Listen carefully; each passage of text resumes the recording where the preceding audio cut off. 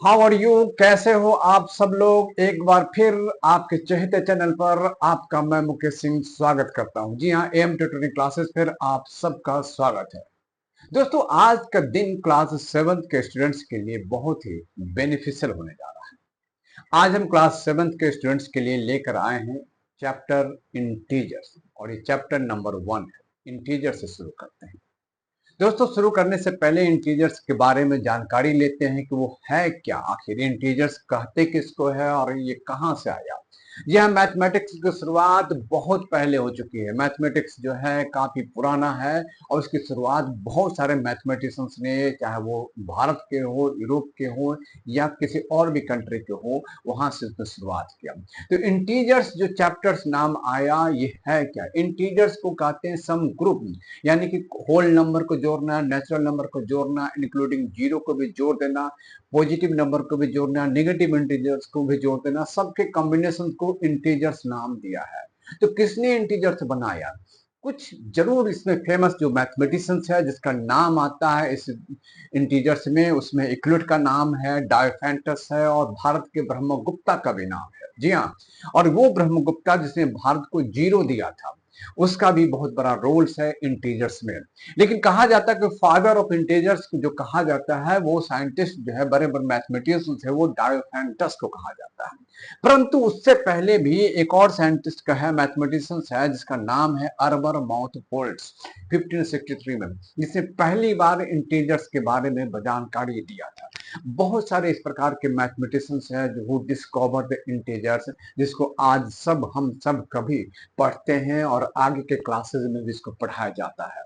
तो इंटीजर्स जो है, ये दीज आर द साइंटिस्ट है जिसका हिस्ट्री है, और इंटीजर्स का नाम है, जो इंफॉर्मेशन है आप तक मैं पहुंचा रहा हूं। देखते देखते एक और चीज सबसे पहली बात मैं बता दूं, देखते देखते वीडियो पसंद आए तो लाइक जरूर कर देना, और सब्सक्राइब देख बनता है।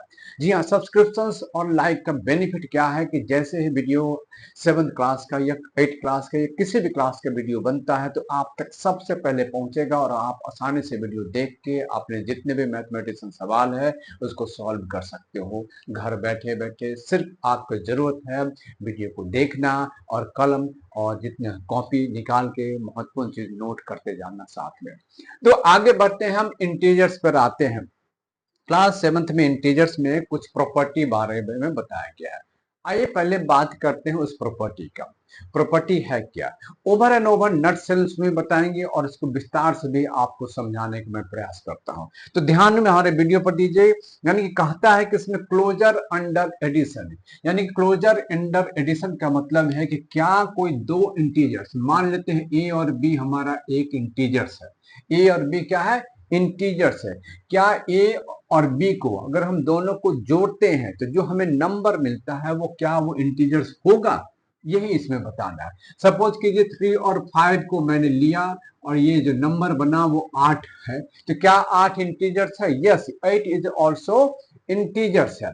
कोई भी दो नंबर्स को आप जोड़ने पर अगर वो नंबर जो इंटीजर्स बनता है तो वो हमारा क्लोजर अंडर एडिशन में आता है। तो addition must come into the closure under addition, यानी कोई भी दो संख्या को आप जोड़ लो, इवन के -3 और -5 को भी जोड़ेंगे तो आपको -8 आएगा, और ये भी हमारा क्या है, इंटीजर्स है, ये भी हमारा इंटीजर्स है। इवन के 5 और इसमें -3 को भी जोड़ेंगे तो भी हमारा कितना आएगा, 2 आएगा, ये भी हमारा इंटीजर्स है। तो हम कह सकते हैं इस इंटीजर्स में कि हमारा a plus B equal to B plus A भी होता है। कई बार जो है ये हमारा b प्लस ए भी है, ये भी हमारा इंटीजर्स है, ये भी हमारा इंटीजर्स है। These are the all the integers है, यानी क्लोजर अंडर जो हम दो इंटीजर्स को अगर हम जोड़ते हैं तो हमें क्या मिलता है, इंटीजर्स ही मिलता है। तो हमारा जवाब होगा yes, we get integers while addition of two integers. Again दूसरा है कि क्लोजर अंडर सब्ट्रैक्शन। जी हाँ, दो इंटीजर्स को अगर आप सब्ट्रैक्ट करते हो, मान लो आपने सब्ट्रैक्ट किया 7 माइनस ये हमारा 2, ये हमारा 7 हमारा इंटीजर्स है, 9 भी इंटीजर्स है और -2 भी इंटीजर्स है, ऑल आर इंटीजर्स। कोई भी नंबर्स आप ले लो अपने से, और ये भी हमारा है 11 भी इंटीजर्स, 4 भी इंटीजर्स, 7 भी इंटीजर्स, यानी कि कोई भी दो नंबर, दो इंटीजर्स को आप अगर सब्ट्रैक्ट करते हैं, सब्ट्रैक्शन करते हैं, तो हमें जो नंबर मिलता है वो भी एक इंटीजर ही होता है, वो भी एक इंटीजर होता है। यानी कि हम क्लोजर अंडर एडिशंस में वी गेट ए इंटीजर हमें मिलता है। अगला प्रॉपर्टी हमारा कहता है commutative property. What do mean commutative? जब भी वर्ड आया कम्यूटेटिव, ध्यान देना इसमें दो से ज्यादा टर्म होगा, दो से ज्यादा टर्म होगा कम्यूटेटिव, यानी कि आप दो टर्म, तीन टर्म लोगे, तीन टर्म आपने लिखा a प्लस बी और इसको कर दिया c, a plus B plus c, और इस प्रकार से जब आप इस नंबर को लिखते हैं तो हम क्या लिखते हैं, ये जो हम नंबर्स लिखते हैं इसको हम मिलाते हैं, तो इस नंबर को हम आगे जोड़ते हैं, हम इसको direct a plus B plus C भी लिख सकते हैं। There is no change in the formations, either वो जो नंबर्स है वो हमारा इंटीजर्स है तो इंटीजर्स ही रहेगा। मीन्स कि अगर हम किसी भी नंबर्स को 3 प्लस 5 में जोड़ते हैं तो हम 5 प्लस 3 भी लिख सकते हैं, -3 और +5 लिखते हैं तो हम 5 और -3 भी लिख सकते हैं। जी हाँ, और अगर हम इसको 3 -5 तो नहीं लिखेंगे, प्लस है तो हम अगर -5 करें तो ये हमारा आंसर क्या होगा, क्या -5 + 3 लिखा जा सकता है। ध्यान से देखिएगा सारे चीज को, तो आपको दोनों तरफ का जो आंसर होगा बराबर मैच करेगा। यहाँ जो LHS है वही RHS भी कहता है। तो इसका मतलब क्या है, कम्यूटेटिव प्रॉपर्टी, आप नंबर को प्लस या माइनस को आगे पीछे उसका जो पोजीशनिंग है वो आप बदल भी देते हो तो भी उसका जो वैल्यू है उस पर कोई फर्क नहीं होता है, और इस प्रकार से हम कम्यूटेटिव प्रॉपर्टीज में आगे बढ़ते हैं। सिमिलरली है एसोसिएटिव। एसोसिएटिव का मतलब है कि हमें किसी एसोसिएट चाहिए, जैसे 3 नंबर में हमारा एसोसिएट्स हो गया। क्या एसोसिएट्स हो गया? 3 नंबर में a प्लस बी प्लस सी में एसोसिएशन हो गया, दो के बीच में a प्लस बी एक ब्रैकेट में आ गया। तो क्या हम एसोसिएशन के बाद हम जो नंबर है a प्लस बी प्लस सी लिख सकते हैं? यस, लिख सकते हैं। एसोसिएटिव प्रॉपर्टीज में भी वैल्यू में कोई परिवर्तन से नहीं मिलेगा, यानी कि इधर भी इंटीजर्स होगा, इधर भी इंटीजर्स होगा, और हमें वो जो वैल्यू मिलेगा वो बराबर मिलेगा। मान लेते हैं कि 3 + 5 और हमें +8 है, ये नंबर जो है 3 + 5 + 8 दोनों तरफ मिलेगा, और वैल्यू भी बराबर मिलेगा। क्या मिलेगा? वैल्यू बराबर मिलेगा। इन नंबर को बदल के देखते हैं तो भी हमें क्या वैल्यू वही मिलेगा, ये हमको जानना है, और इधर भी हम 5 + 8 ही लेंगे। तो यहाँ भी देखेंगे तो माइनस जो साइन है वो यहीं पर है, तो यहाँ -2 + 2 और 8 होता था, यहाँ भी वैल्यू बराबर होगा, यानी कि दोनों तरफ हमारा वैल्यू बिल्कुल बराबर होता है, तो वो हमारा क्या होता है, एसोसिएटिव प्रॉपर्टीज कहलाता है। एसोसिएटिव प्रॉपर्टीज में इस प्रॉपर्टीज का ध्यान रखना, यानी कि ए और बी के बीच में एसोसिएशन था, लेकिन बाद में बी और सी के बीच में एसोसिएशन हो गया, पर दोनों तरफ इंटीजर्स है, यहाँ भी इंटीजर्स है, यहाँ भी इंटीजर्स है, और दोनों का वैल्यू बिल्कुल बराबर है। LHS और RHS बिल्कुल सेम वैल्यू में मिलता है। And this is the next जो हम आते हैं है वो है हमारा एसोसिएटिव के बाद है additive identity. Additive identities, additive identities किसे कहते हैं? एडिटिव आइडेंटिटीज किसे कहते हैं? ऐसी आइडेंटिटी जो हमारी पहचान को बिल्कुल ना बदले, फिर भी वो हमारे साथ जुट जाए, that is well and good. ऐसा नंबर जो आप में जुट जाए, आप उसको नंबर को किसी इंटीजर्स में जोड़ दो परंतु उसके वैल्यू में कोई फर्क न पड़े, that is known as a additive identity. वही हमारा एडिटिव आइडेंटिटी है। मीन्स अगर 5 है और ये हमारा 3 है, दोनों में अगर हम 0 जोड़ दें तो क्या वैल्यू के जो नंबर है उसके किसी प्रकार के मान में, वैल्यू में परिवर्तन हुआ? बिल्कुल नहीं। There is no change in the value of the -5 और 3। तो 0 what becomes the 0? 0 become the additive identity. 0 क्या बन गया? वो एडिटिव आइडेंटिटी बन गया, और इसीलिए हम कहते हैं कि a + 0 अगर हम लिखते हैं कहीं पर भी a + 0 सॉरी, तो हम इसको 0 + a भी लिख सकते हैं, और हम दोनों तरफ लिख सकते हैं, वैल्यू में कोई परिवर्तन नहीं है, तो 0 is known as additive identity. क्या मिला?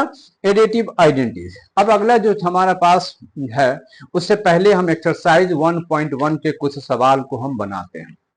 ये हमारा प्रॉपर्टी है जो एक्सरसाइज चैप्टर 1 के 1.1 के एक्सरसाइज को सॉल्व करने के लिए बताया गया है। इस प्रॉपर्टी को एक बार फिर आप दोबारा से समझ लीजिएगा, वीडियो को देख के और उसको समझ के चैप्टर नंबर 1 के 1.1 के एक्सरसाइज बनाते जाइए। आइए एक आध सवाल आप हमारे साथ बनाइए और हम दोनों मिलके बनाते हैं। आप कलम से अपने नोटबुक में बनाइए और हम यहाँ से बनाते हैं। और बनाते बनाते आप कमेंट कीजिएगा कि जो आपको बताया गया उसको आप कहाँ तक समझे हैं, और उसको कमेंट करके आप हमें बता सकते हैं कि yes you have made your questions. तो हमारा सब पहला सवाल है एक्सरसाइज 1.1 का कि write down A pair of integers, write down A pair of integers whose sum is -7, pair of integers, pair of integers. तो अभी तक जो मैंने वीडियो में बताया, मैंने ये बताया अभी तक में कि जो नंबर है, चाहे वो पॉजिटिव नंबर हो या नेगेटिव नंबर हो, दे बोथ आर द, जो नंबर है वो हमारा इंटीजर्स है, यानी कि पॉजिटिव नंबर्स भी इंटीजर्स है, नेगेटिव नंबर्स भी इंटीजर्स है, एंड जीरो, जीरो भी इंटीजर्स है। तो वी हैव द दोनों तरफ से इंटीजर्स है, positive integers as well as negative integers. तो ऐसा पेयर आपको बताना है जिसका सम -7 है। बहुत सारे उपाय हैं, बहुत सारे ऐसे पेयर आपके दिमाग में होगा, बहुत सारे ऐसे पेयर है जो आसानी से जिसका वैल्यू -7 हो सकता है। जी हाँ, वैल्यू -7 होता है। आप यहाँ से लिखते जा सकते हैं, आंसर आप खुद लिखिए, देखिए क्या है या नहीं है। ये आप देखिए कि क्या हमारा जो आंसर है वो हमें दे रहा है -7 या नहीं दे रहा है। कोई भी नंबर हमारा जो है वो हमारा आंसर में आ रहा है कि नहीं आ रहा है, ये वैल्यू हमेशा दे रहा है कि नहीं दे रहा है। किसी भी तरीके का जो सवाल है, मान लीजिए हम यहाँ पर लिख देते हैं 22 और यहाँ पर हम अगर लिख देते हैं 15, तो क्या हमारा -7 आंसर हो रहा है कि नहीं हो रहा है। जी हाँ, ऐसे बहुत सारे सवालों के जवाब आप अपने अपने हिसाब से दे सकते हैं, परंतु समझना क्या है वो सुनिए ध्यान से। कोई भी दो नंबर्स आप लीजिए, कोई भी दो इंटीजर्स लेना है जिसको दोनों को जोड़ने पर, जी हाँ, दोनों को जोड़ने पर -7 आए। तो अब आप कहोगे कि मैं इन्हों तो जोड़ा नहीं है पर घटा दिया, मैंने जोड़ा हूं। और कैसे? इसको ऐसे लिख दीजिए तो आपको देखिए क्या होता है। जी हाँ, तो आपको क्या है, इस प्रकार का कोई भी नंबर मिले, जिस प्रकार का कोई भी नंबर, यानी कि 10 + -17, 3 + -10, -2 + -7 और -22 + 15, सभी का वैल्यू 7 होता है, सभी का वैल्यू 7 होता है। अब यहाँ 10 है और प्लस है, तो जानते हैं 10 है, और जैसे ही प्लस को माइनस से मल्टीप्लाई करेंगे तो हमारा क्या होगा 10, इसलिए मैंने 10 - 17 लिखा था। यहाँ भी देखिए आप 3 है और यहाँ प्लस है और ये ब्रैकेट्स के अंदर माइनस है, और इस प्लस को माइनस से मल्टीप्लाई करेंगे तो क्या होगा, माइनस होगा, और इसीलिए मैंने लिखा था 3 - 10 और 10 - 17। सब्ट्रैक्शन से नहीं किया था, उसमें एडिशन किया था, और एडिशन इसी प्रकार से लिखा रहेगा, इसी प्रकार से लिखा रहेगा। -2 प्लस -5, ये दोनों नेगेटिव इंटीजर्स है, परंतु दोनों नेगेटिव इंटीजर्स को एडिशन किया, जोड़ दिया, तो जोड़ने के बाद जो वैल्यू आया वो -7 आया। ये दोनों है इंटीजर्स, एक -22 और एक +15 है, और यहां भी जोड़ा गया तो -7 आया। ऐसे बहुत सारे पेयर आप बना सकते हो जिसका सम -7 होगा।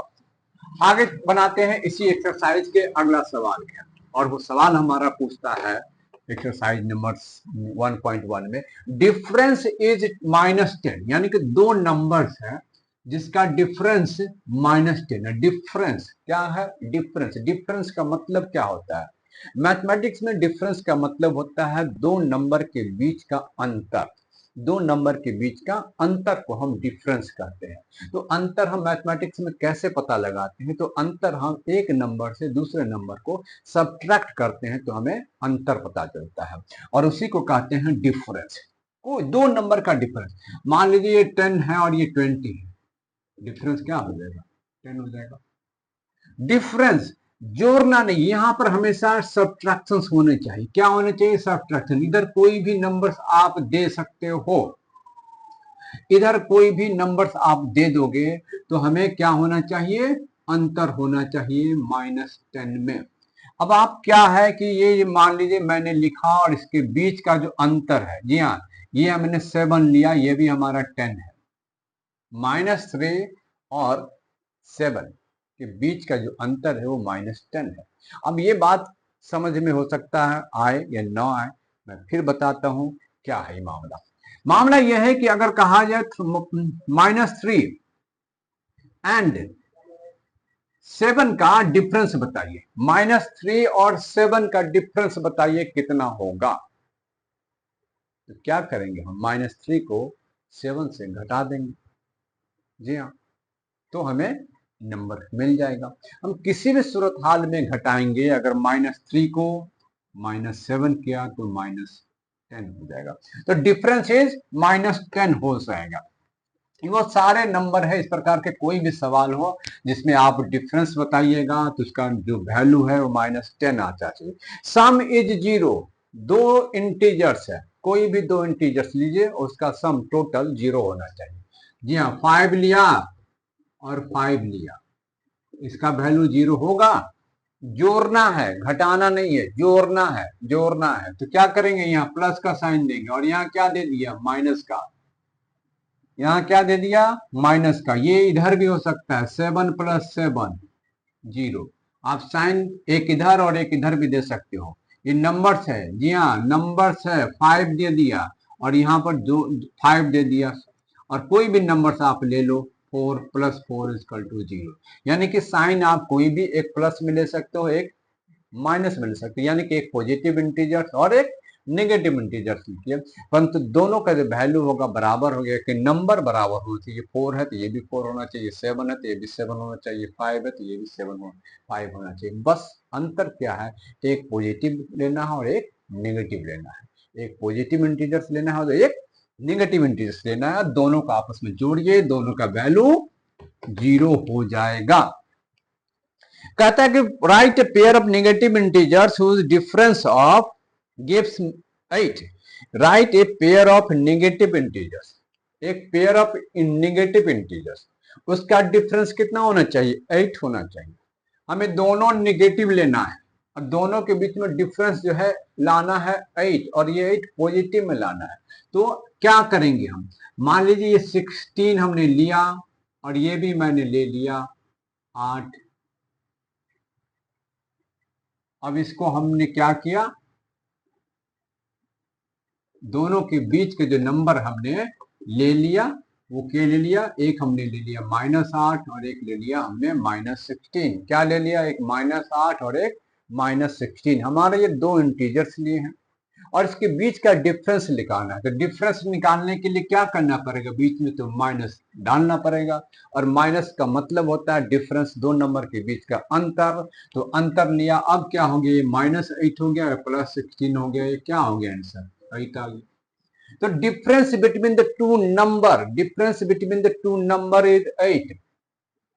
क्या हम 4 और -4 के बीच में ऐसा कर सकते हैं? बिल्कुल कर सकते हैं। डिफरेंस पूछ रहा है, डिफरेंस मतलब दो इंटीजर्स का वैल्यू जो है वो बराबर कितना होना चाहिए? 8 होना चाहिए। लेकिन ये हमें दो इंटीजर्स को जब माइनस करेंगे तो वैल्यू हमारा 8 हो जाएगा। लेकिन ये एक हमारा पॉजिटिव नंबर है और एक नेगेटिव नंबर है, तो हमें कह रहा है कि दोनों नेगेटिव नंबर्स लेना। क्या लेना है? दोनों नेगेटिव नंबर्स लेना है। तो हमने 12 ले लिया और इधर -4 ले लिया, और इसको जब घटाएंगे तो हमारा आंसर 8 हो जाएगा, क्योंकि ये -12 हो जाएगा और ये +4 हो जाएगा, तो हमारा वैल्यू 8 हो जाएगा। और यहाँ पर अगर हम इसको वैल्यू 8 हो जाएगा, यहाँ भी वैल्यू 8 आ जाएगा, तो हमें पूछ तो -8 नहीं रहा है, क्या पूछ रहा है? 8 रहा है, 8, यानी कि वो पॉजिटिव नंबर। जी हाँ, कंफ्यूज मत होइएगा, हमेशा कहता हूँ कंफ्यूज नहीं होना है, कंफ्यूज नहीं होना चाहिए, कभी भी कंफ्यूज नहीं होना चाहिए। अगर हम यहाँ पर -24 ले तो यहाँ पर क्या लेना है हमको? -32 लेना है। जी हाँ, -32 लेना है। जब कभी भी दो नंबर्स का डिफरेंस लेना है तो एक नंबर और दोनों के नंबर के बीच में पहले से ही अंतर 8 होना चाहिए, यानी कि 24 होना चाहिए, 32 होना चाहिए, और बीच में ये माइनस का साइन लगाइए और हमारा डिफरेंस हो जाएगा 8 हो जाएगा।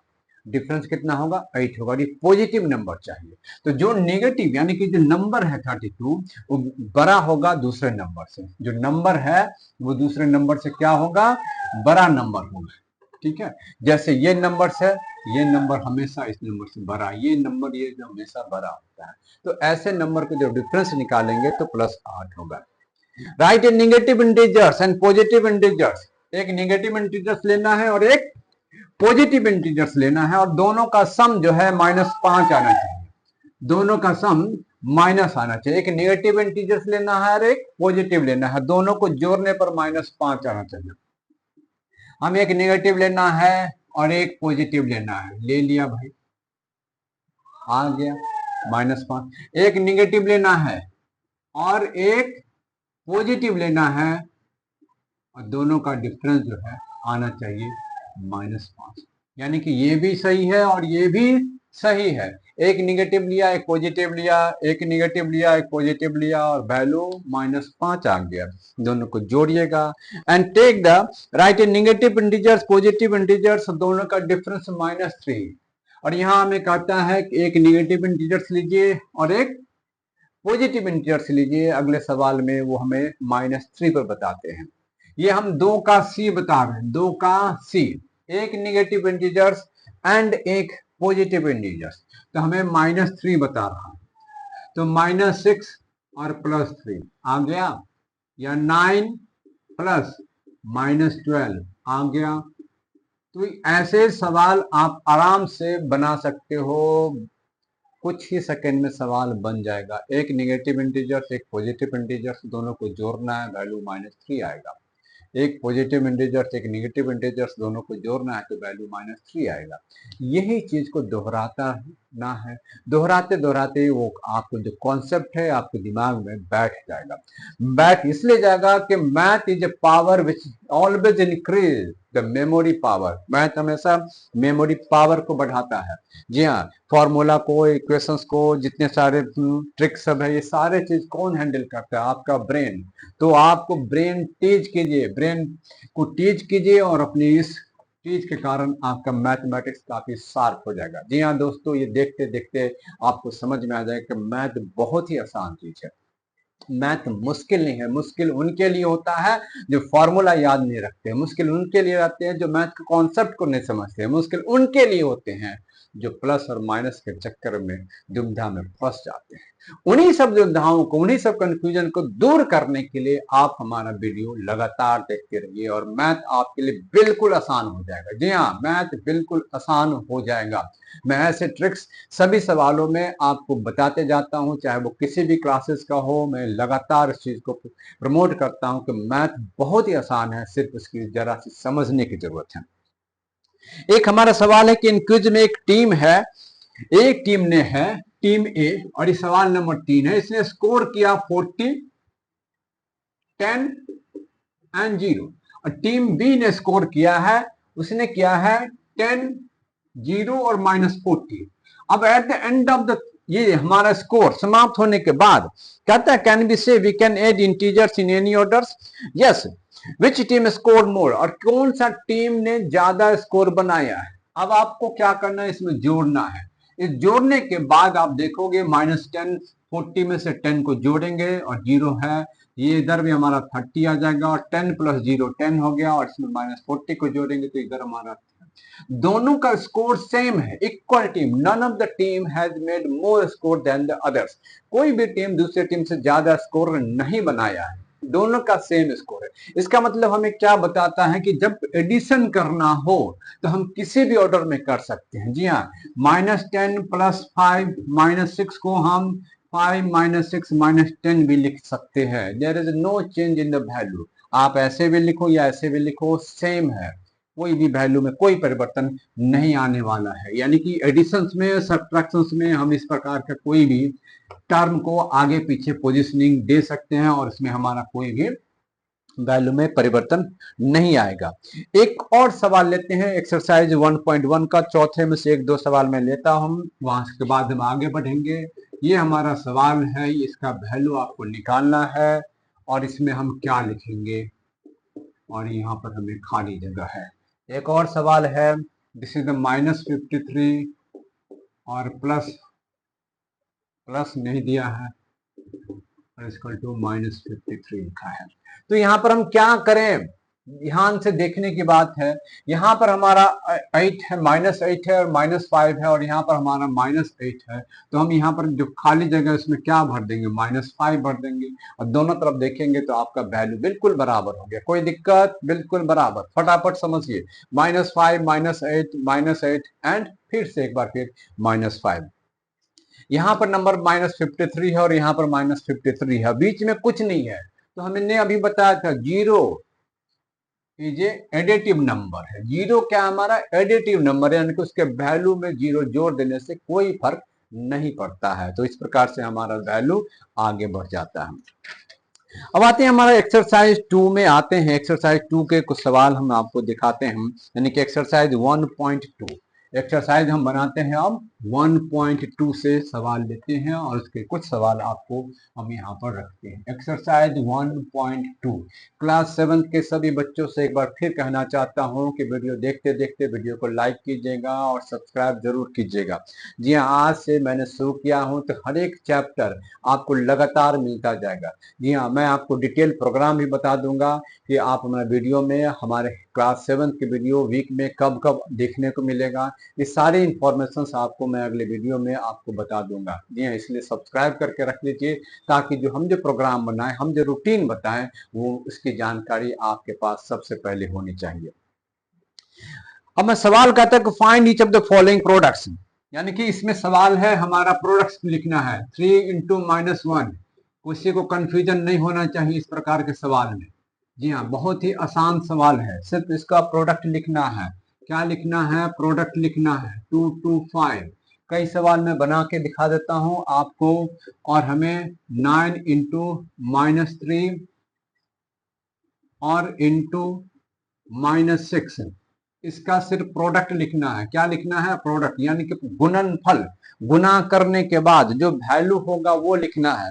ये आप तो बिल्कुल यूं बना लोगे, यानी कि देखो 3 को -1 से मल्टीप्लाई करेंगे तो क्या होगा, -3, -1 को 225 से मल्टीप्लाई करेंगे तो क्या होगा, -225, और यहाँ भी है देखो 9 को करेंगे -3 से तो क्या होगा, -27, और 27 को भी 6 से करना है, ये -6 है। तो हम -3 और -6 जो है, दो माइनस को जब एक साथ मल्टीप्लाई करते हैं तो रिजल्ट हमारा पॉजिटिव हो जाता है। तो क्षेत्र का 18 और 18 को 9 बार करेंगे तो हमारा हो जाएगा आंसर 162। कितना हो जाएगा, 162 हो जाएगा। तो इसमें इसी प्रकार के सभी सवाल हैं जिसको आपको मल्टीप्लाई करना है आपस में।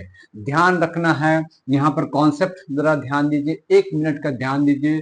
और वो है जब कभी कोई प्लस को प्लस से हम मल्टीप्लाई करते हैं तो वैल्यू हमारा प्लस में आता है।